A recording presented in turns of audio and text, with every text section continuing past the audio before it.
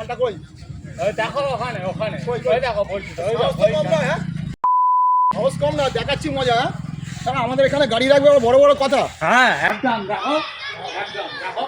ওই কি হয়েছে রে? দাও। ভালো কথায় কাজ হয় না, তাই না? না, না, বাবা, কথা বলছি তো। ভালো কথায় কাজ হয় না, এবারে তোমাকে আমি বুঝিয়ে দেবো। ওই, আরে আমি তো কথা বলছি নাকি? আচ্ছা আচ্ছা আচ্ছা।